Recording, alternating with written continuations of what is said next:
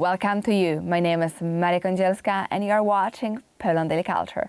And with me on Skype from Michigan is Eric Cohn, the producer of a movie, The Hong Konger. Eric, again, thank you very much for calling. Thank you so much for having me. And we were just watching this movie, The Hong Konger, which you produced, which is on free access on internet, either on the website freejimielai.com. Yes. Yes. Or just on YouTube, so extremely easy access. You can just watch it anywhere you want. And this is the story which in this movie you also are said important words that it was one of the biggest mistakes of Margaret Thatcher, the fact that she actually gave up Hong Kong and it handed over to the Chinese Communist Party, a city based on the British common law, and a city with totally different principles and standards than the rest of the China. It is absolutely true. And it's Mary Kissel, who's a former advisor to U.S. Secretary of State Mike Pompeo, who makes that comment that she believes it was Margaret Thatcher's greatest mistake. You can certainly make an argument for that. You know, in 1997, when the handover happens, when the agreement is signed, essentially it was an enshrining in place Deng Xiaoping's mantra of one country, two systems. Shortly after the handover, though, you see the Chinese Communist Party starting to back away from the agreement they signed to the point where today, really, almost no part of it is being upheld. There's the pretense of the rule of law. There's the pretense of democracy in Hong Kong. But none of these systems are really representative of the people. They don't reflect a real system of the rule of law, just the nature of the national security law, which is what is being used to prosecute and persecute Jimmy Lai and dozens of others, is reflective of the way in which it is just really the raw power of the Chinese Communist Party that is being brought to bear here. And it's a tragedy.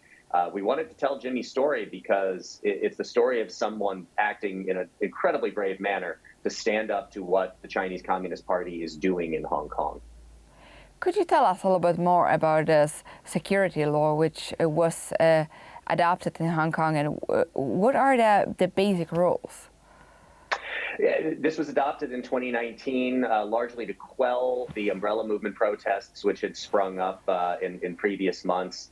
Those protests being in response to other attempts to crack down on the city. The extradition law, which never ended up passing, would have sent people who were arrested for trial, and then maybe even not after trial, but if they were convicted, to the mainland to serve their prison sentences. This national security law is truly an abomination to the concept of the rule of law. It's incredibly broad. Almost anything that the Chinese Communist Party disapproves of could be considered sedition or subversion. It applies retroactively, so even though it was passed in 2019, they can use it against you for things that you did and you said prior to 2019 when it became law. It applies extranationally. So even someone like me who's never been to Hong Kong, I'm not a citizen of Hong Kong, I'm not a citizen of China, I'm not a resident in any of those places. I live in Grand Rapids, Michigan in the United States. But every single day that I'm talking about Jimmy's cause, about what is happening to Hong Kong, I'm in daily violation of the national security law. So those are just a couple examples of how this is being used as an instrument by the Chinese Communist Party to silence dissent and to crack down on human rights and human freedom in Hong Kong. Well, that sounds absolutely tragic, and for any lawyer, which at least here in Europe or in the Western world, in America, we all know that the law cannot occur and be justified to the actions which happened before it was passed. This is, I would say, the most standard rule of actually the Roman law and applies until today in our legal systems. So this could be anything which like anyone do across his life, and that's absolutely crazy because after all, people cannot be faced or charged by things they didn't know were illegal. Mm-hmm.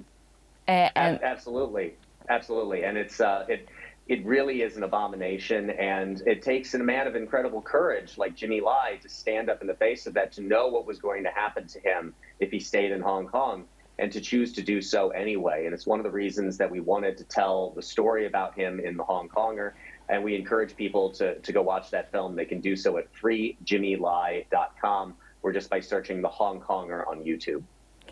I do myself still hope that the future of Jimmy Lai will not end up in prison, that there will be some wonderful way of getting him out of it. And I do hope, and this movie will definitely make a difference, at least, when it comes to his fate and his future. So to all of you, the viewers of Poland Daily Culture, we very strongly encourage you to watch the movie and at least to be interested in the story of Jimmy Lai, because this is the story of a life of a person who's really, it is really worth to at least know about it. And thank you very much for watching our show.